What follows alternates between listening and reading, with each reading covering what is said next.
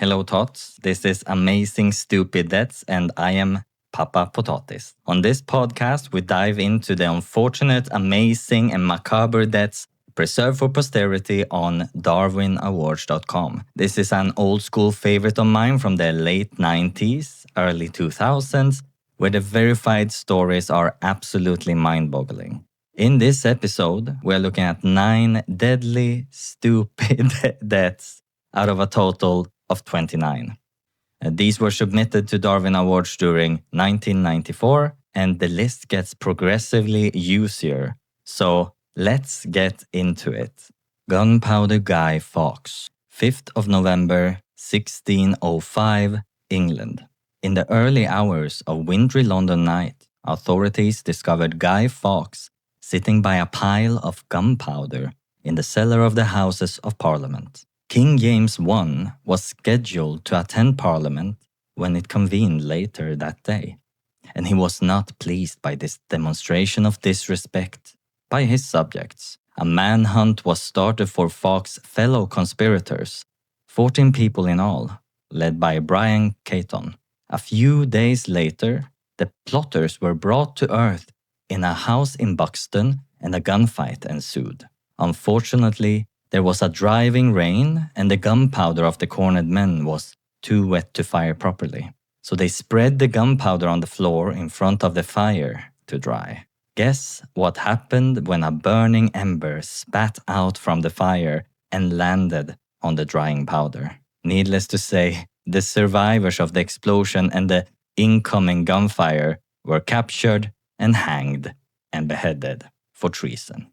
As an interesting sidelight, gunpowder those days had a limited use by date. The pile that had been accumulated and secreted in the cellar had probably deteriorated too much to ignite, even if Fawkes had managed to remain undetected until King James' appearance. We can only assume he had prepared a long enough fuse to ensure his safe withdrawal. Otherwise, he would have joined the ranks of the suicide bombers who win the very first Darwin Awards, before Charles Darwin was even born.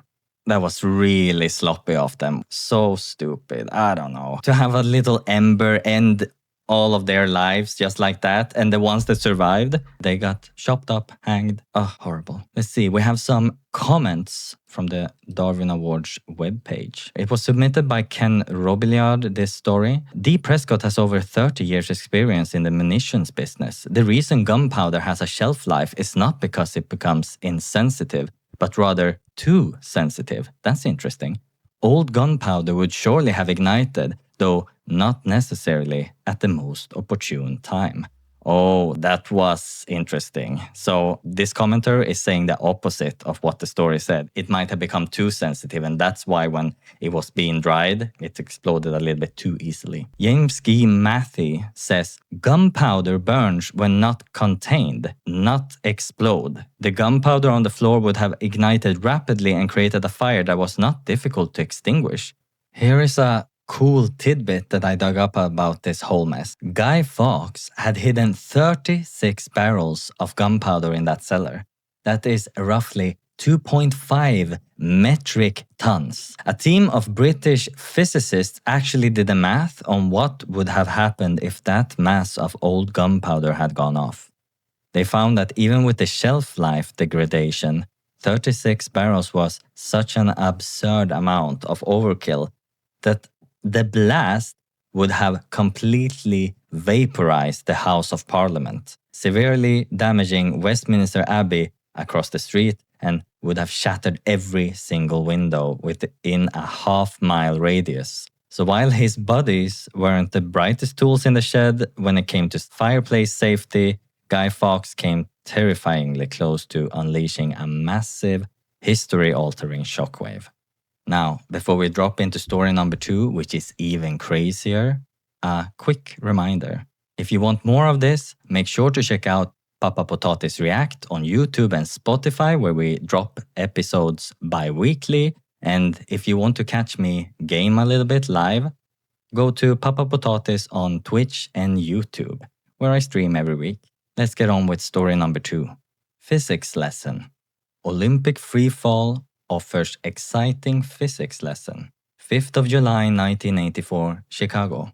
Near the top of one of the Windy City's mighty skyscrapers, a 29-year-old attorney named Reginald was locked in a heated dispute with one of his colleagues. They were arguing about the Olympics, remarked the firm's controller. Determined to settle the aspect under discussion, the two friends decided to have a race down a long hallway on the 39th floor of the building. On the way down the hall, Reginald, who was not wearing his contacts due to a scratched cornea, lost his perspective and crashed through a plate glaze window. He fell 38 stories before hitting the pavement, at which point his velocity was 0. A moment before he terminated his 6-second free fall, however, his velocity was approximately 94 miles per hour in a vertical direction. The abrupt velocity change proved too much for Reginald to withstand, and he promptly died. This fatality marks the first recorded manifestation of so-called Olympic fever, previously believed to be a mythical creation of the National Broadcasting Company. Okay, let's go to some comments here. Pat Hunnell says, I remember this story clearly as I attended the fireworks celebration at the lakefront that night. Here is some information from the engineers who replaced all the windows in the Prudential building in Chicago 97 to 98. Very interesting. So now we're going to find out how a glass could break. The building was constructed in the 50s, and they installed a new and remarkable window system designed to eliminate the need for outdoor window washers. Each window was framed by rubber tubing and mounted in the frames with metal pins top and bottom center, a sort of bisected bicycle tube on a pivot. To clean the outside of the window, one simple deflated this tube and swiveled the entire window around to clean the pane. The tube was then reinflated to hold it in place. This system worked well for many years, withstanding the traditional gusty winds this lakefront location experiences. Unfortunately, rubber is organic and eventually deteriorates. Many of the windows became loose as a result. So what may have happened was that the window simply gave way and swiveled when the man hit it, ejecting him from the building like a revolving door. This information was kept quiet. After all, the building was owned by an insurance company. Ooh, that's juicy. That could be true, yeah, that the rubber has deteriorated and that when he hit the window, it just opened up. That's cool. That's very bizarre. Very scary. I hate heights. Will Gooch says, I remember when this happened, so I went to Chicago Tribune microfilm at the library and printed the story. Here are some additional details.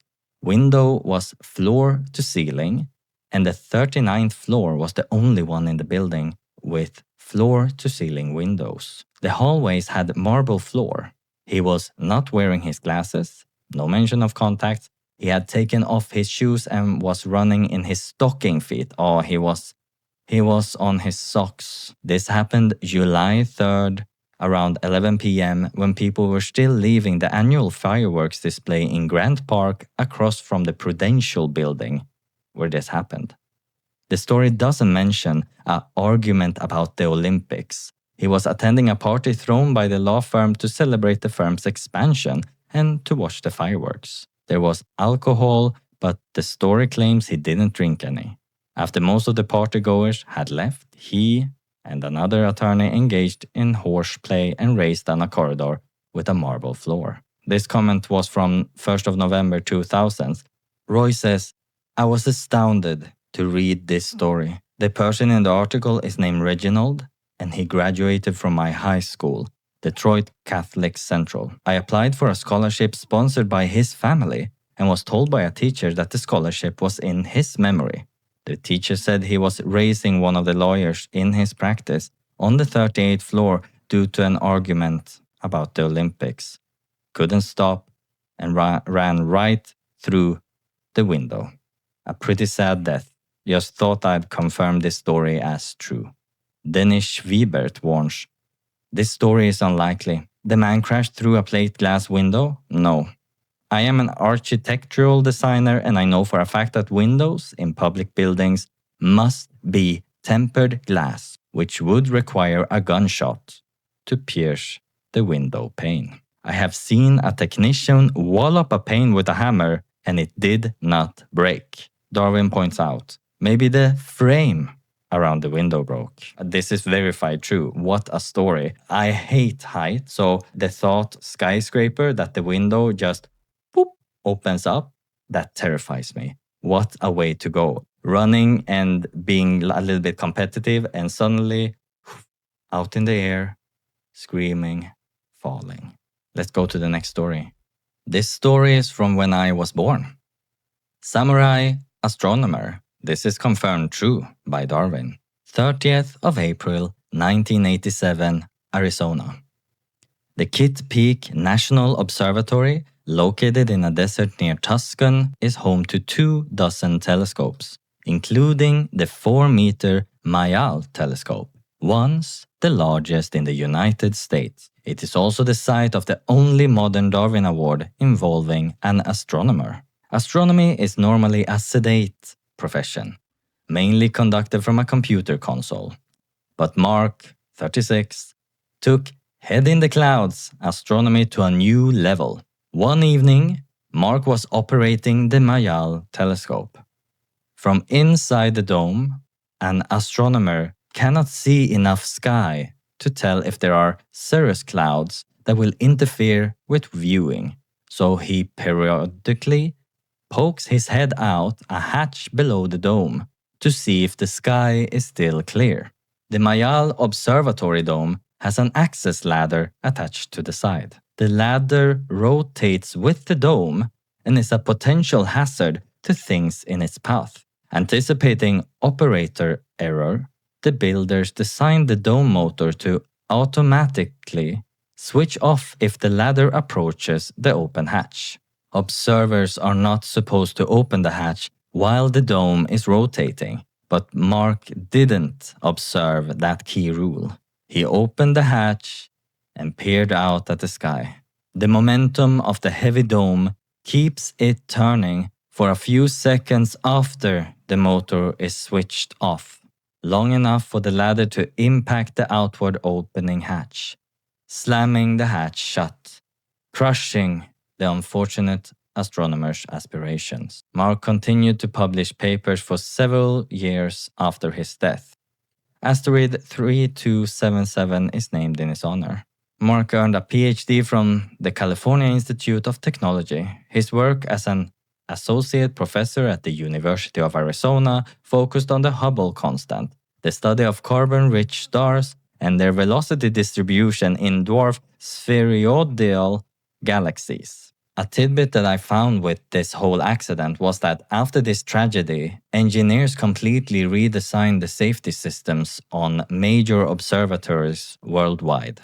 They changed the outward swinging doors to sliding hatches instead, so that a rotating dome could never accidentally trap or slam a door on an astronomer ever again.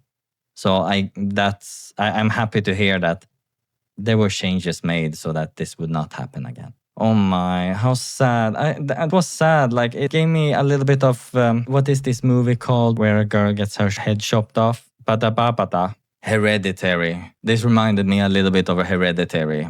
Maybe this guy was more crushed. Oh my God, so sad. Than chopped, but holy, what a story. And such a great mind. To lose an astronomer like that, that's sad. Rip. Rip, Mark. Hello, Mark. Let's get on to the next one. This one is called Electric Bathtub Blues, and it's confirmed true by Darwin. 11th of March, 1978, France. The singer Claude François, whose stellar career can be compared to that of Elvis Presley, popularized rock and roll music in France. One evening, he returned to his Paris apartment from a busy touring schedule and ran a bath. While standing in the filled tub, he noticed a light bulb that wasn't straight, tried to straighten it, and was electrocuted. Au revoir, Claude. Reader comments. How do you pronounce that? Claude or Claude? That was a stupid comment. This happened to me, or like maybe not directly, but this is a horrible thing to do. If you are a little bit out of it, you can't remember the days, maybe you would do this. When I was a child, I put my finger in the electric outlet, so I could have been one of these dudes. Let's get on to the next one.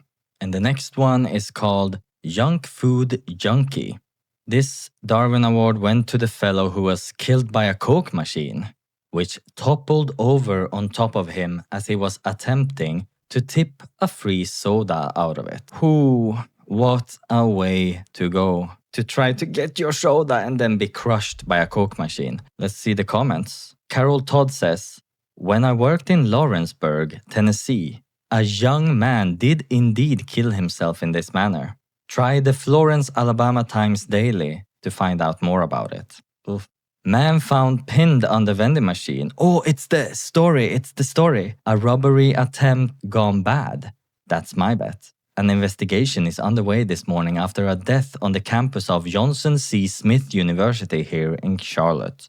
Around 12:30 a.m., a security guard found a man pinned underneath a vending machine. When medics arrived, the man was pronounced dead. No one from the university has been available for comment. We have learned the victim was not a student. More comments here. Mark Lockwood and Mike Buck report. Damned if this didn't happen again.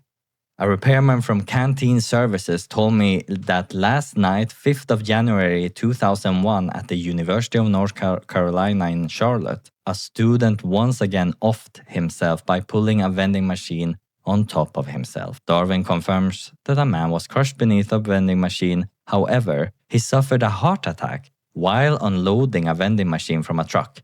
No safety considerations were violated, making this copycat death ineligible for a Darwin Award. Okay, so we have two stories here. One where a guy just was stealing, it seems like, a soda, and the other one was a guy that got crushed when it fell off a truck. Since there wasn't any stupidity involved with the truck one, it's not eligible for the Darwin Awards. With Darwin Awards, there needs to be something stupid happening. Otherwise, this webpage won't take it. There has to be a reason why the people died. They killed themselves in a way because of stupidity or being sloppy. Some additional info. Turns out that getting crushed by a vending machine is very common. So common that the US Consumer Product Safety Commission have tracked the statistics of it. Between 1978 and 1995, at least 37 people have died getting crushed by a vending machine, and over 100 have been injured by these toppling machines. This might be very likely that it happened 100%. Let's go to the next one. Dry spell. Confirmed true by Darwin. 26th of July, 1991. Patrick lived to rue the day he planned a record-breaking 20-mile hike across the Badwater Salt Flats, the hottest place on Earth. He completed 19.5 miles of his hike before collapsing on the scorching ground, never to rise again. Found with his body was a video camera and an empty 3-quart water pouch. The China Lake Rescue Team located Patrick's parched body on his 41st birthday, nearly 2 weeks after he set out on his desert hike. He was found only a half-mile from his red Toyota truck, where gallons of fresh water waited on the seat. Patrick, a healthy 165-pound outdoorsman, had been dehydrated to 90 pounds by the blistering heat. What brought Patrick to such a sad state of desiccation? Badwater routinely attracts extremists, enticed by the lure of running a 150-mile course from Badwater to Mount Whitney, from the lowest point in North America to the highest point in the contiguous United States. Occasional brave souls attempt the one-way hike across Badwater to meet waiting friends and refill their water bottles. Only Patrick, our Darwin Award candidate, tried to make the trek alone, with only 3 quarts of water. According to District Ranger Mark Machiha, bad water is consistently 5 to 10 degrees hotter than nearby Furnace Creek, what a name, which registered a high of 134 degrees Fahrenheit in 1913. The summer sunshine heats the ground to almost 200 degrees, and the parched air approaches 0% humidity. No rational explanation can be found for why this lifelong fitness fanatic failed to take sufficient water with him on his hike into this harsh climate. An estimated 12 quarts of water would have been required to survive the exertion of plodding through muddy salt. Murder was ruled out by the autopsy, and suicide seems unlikely, as it was his third attempt to complete the trek. The most compelling theory is that he wanted to set the record for being the first man to make an unassisted round-trip hike across Badwater. A friend confides that he purposely kept rangers ignorant of his intentions because he knew they would watch over him. And extra water is just so heavy. Before his doomed hike, he boasted to several friends that he had calculated the exact amount of water he would need. And to save weight, he would not have a single drop more. In a lamentable miscalculation, he carried only 3 quarts of water, which were simply insufficient to see him through to the other side. Dr. Milton Jones theorized after the autopsy that Patrick may have sat down to rest with his truck within sight, but had lost so much body fluid that his heart was unable to pump the unnaturally viscous blood to his brain. That's why he lapsed into unconsciousness and died. Patrick was a healthy outdoorsman with an extensive knowledge of the desert. His father recalled he spent money on only 2 things: electronic equipment and going to the desert. The video camera found by his body chronicles the first half of Patrick's hike before the batteries died. It ended with his haunting observation: "The only problem is that we have to hike back. This is the real world. One false move and you're dead." This is a good story. I love the added information about how he was trying to subvert the Rangers because he wanted to do this unassisted. This fits Darwin Awards perfectly. Someone that is very competent but still makes a mistake because ego, pride. Some people do amazing things and some people die doing amazing things. This reminded me of a story. There was this guy who went on a hike with his girlfriend, didn't take care of the girlfriend who was a more inexperienced climber, and she died. And then he was charged with murder because he should have known better. So it was like a premeditated murder because he didn't help her out. You can do so much damage if you do not prepare or if you do not help others. Great story. Let's go to the next one. Guitars and Guns. Confirmed true by Darwin. January 23rd, 1978. Legendary Chicago guitarist Terry Kath was an avid collector of guns. 1 week before his 32nd birthday, he brought several of his metal friends to a party along with his wife. After the party broke up, he began to play with his guns. First, he spun his .38 revolver on his finger, brought it to his temple, and pulled the trigger. Click. The gun was not loaded. Next, he picked up a 9mm semi-automatic pistol. The host of the party, unamused, asked him to stop. As Terry pulled the magazine from the weapon, he reassured him, "Don't worry, it's not loaded." Then Terry raised the pistol and put a bullet through his head in a one-man shootout. This popular musician and longtime gun enthusiast forgot that an automatic automatically chambers a bullet. So removing the magazine does not disarm the weapon. His death was classified an inadvertent suicide. Let's check the comments. Darren says, "I was injured by a relative who also believed that guns don't free chamber around when a magazine is inserted. and who expected trigger locks to be standard seatbelts. Experience speaks. Although the pistol that burned me was a knockoff, I expect that a similar Smith & Wesson would do the same. You see, recoil is not the only thing that will displace the breech mechanism to load a round. Depending on the model, inserting a magazine will do that too. Not that it changes the rule. Always open the slide to visually inspect the chamber for any remaining cartridges. Simply removing the magazine does not guarantee the firearm is unloaded. A cartridge can remain in the chamber. And this was taken from Firearms Primer. More comments. Travis. Automatic and semi-automatic weapons have a common safety feature. They will not fire without a clip loaded, empty or not. So this dude Travis is saying that this story is false. Jack Ryan, USNR, 19 years in the military exposed me to an extensive range of firearms. Mr. Walfelt is wrong. It's not a clip, but a magazine, and only a small number of firearms have a trigger lockout.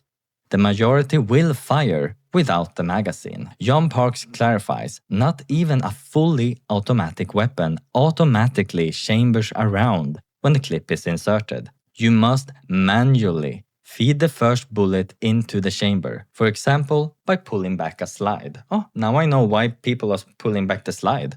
Once a round is chambered, the gun will fire when the trigger is pulled, with or without a clip.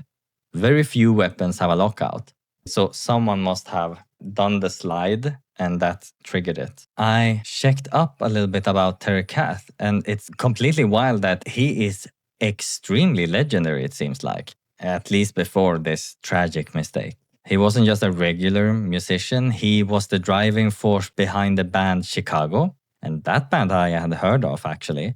And none other than Jimi Hendrix once openly admitted that Terry Kath was his absolute favorite guitar player, even telling people that Kath was better than him. So that was interesting to know. I did not know who he was before this. Horrible, like, gun violence. Oh no, this was self-inflicted gun violence, but horrible. Never play with guns. Let's go to the next. Hazard Befell Him. 27th of March, 1981, Indiana. Late one March evening, Bruce awoke at the foot of an utility pole in the woods. His dog asleep by his side and a crispy, dead raccoon nearby. Bruce was alarmed to discover severe burns on his forearms, hands and genitals, which were eventually amputated. What happened?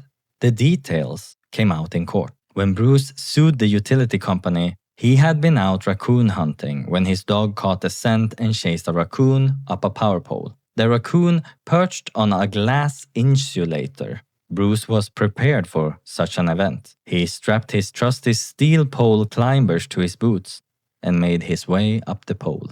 The court found Bruce contributory negligent, stating that it is clear that in climbing the utility pole, slapping and squalling at the raccoon, thereby agitating it, when it was perilously close to charged wires, Bruce should have seen the hazard that ultimately befell him. So I checked up a little bit about the physics of this, why it became so serious. So the raccoon, it didn't get electrocuted in the beginning because it was safe when it was on top of the glass insulator.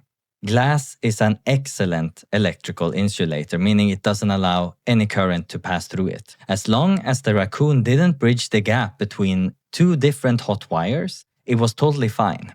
But when the hunter climbed up the pole using steel climbing spikes, he accidentally turned himself into a human grounding wire. Those steel spikes bit into the wood pole, which usually contains a bare copper grounding wire running straight down the center into the earth. The moment he got close enough to agitate the raccoon near those charged lines, the high voltage electricity arched through the air, using his body as a bridge to reach the ground. It's a textbook example of why you never want to become the path of least resistance. I found that very interesting, that there wasn't only that he went up and touched. It was multiple factors. Him using the steel and that the raccoon was safe on the glass. Very interesting. That's insane. This dude climbs this pole, fries himself, and then he's burned everywhere. And he still sues the company. And then he dies from his injuries. Yeah, this suits Darwin Awards a lot. Let's go to the next story. Antlers Ahoy, 1985, Montana. Two locals decided to increase their income by illegally transporting shed elk antlers out of Yellowstone Park.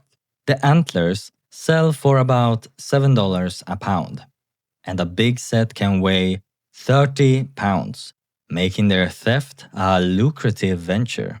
The two men, dollar signs in their eyes, thought long and hard about the best way to get the largest haul of antlers out of the park without being observed.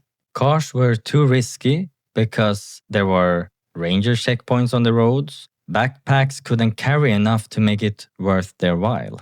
They decided to use a boat. Well, not exactly a boat. An inflatable rubber raft. These two entrepreneurs decided to take the raft on a nighttime voyage on the Gardiner River, which runs out of Yellowstone and through the town of Gardiner to minimize their chances of being spotted. After loading the raft to the bursting point with pointy antlers, the men pushed off and began their journey. It was late springtime, so the river, hazardous in all seasons, now had twice the normal flow of water. They hadn't gone far before they hit some treacherous rapids, and the bouncing antlers punctured the raft. Deprived of transportation, the men had to fend for themselves against the current. One of the antler thieves swam to shore, hiked the road, and hitched a ride into town. The other one was not so lucky.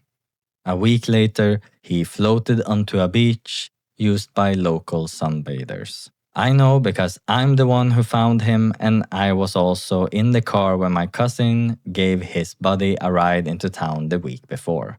Okay, nice story, but I do not believe this one iota. That the person that found him was related to the person that gave the other buddy a ride? Sure. Okay, fun little story.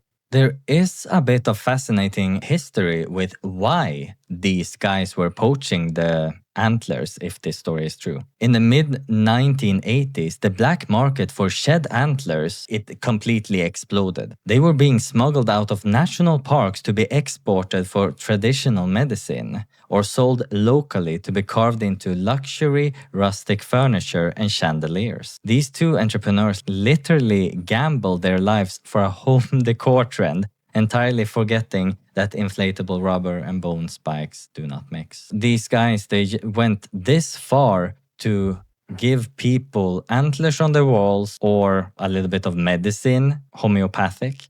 Never jump onto these trends, guys. I see that it could happen, but this one was very unbelievable for me at least. Let's get on with it. The next story. Military intelligence, 1970s, Northern Ireland. Back in the late 70s, intelligence units in Northern Ireland were issued exploding briefcases to carry sensitive documents. These briefcases were lined with oxygen bricks. To arm the case, one simply removed a small pin next to the handle of the case. Armed, an open case would instantly combust, destroying everything within a meter of it. Because there was a half-second delay before the bricks ignited, the lids were designed to stop on a spring catch so that no document could be rescued or photographed before it was destroyed. To open the case safely, sequence was 1. Make sure the arming pin is in place. 2. Open the case. 3.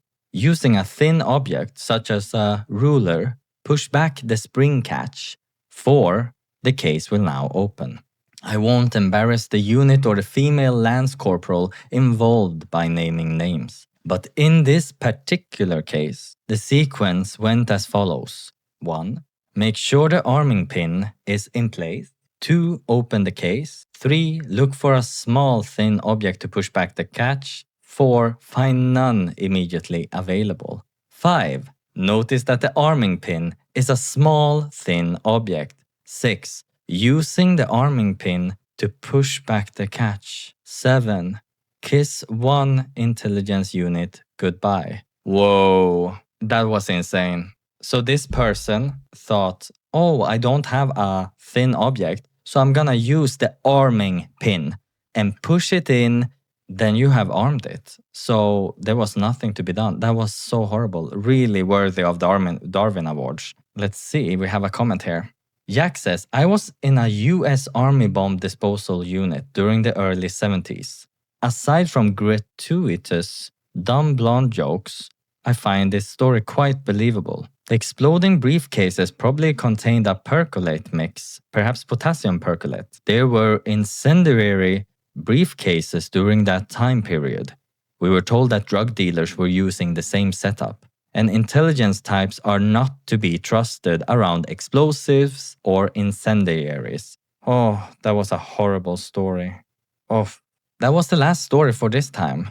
If you liked it, please follow me on Papa Potatis React. And if you want to see me game, go to @PapaPotatis on every platform. Thank you so much. In a little while, we're gonna go for the second episode of 1994. This is gonna be ongoing, so please subscribe. Take care. Love you, little tots. Papa Potatis is saying goodbye.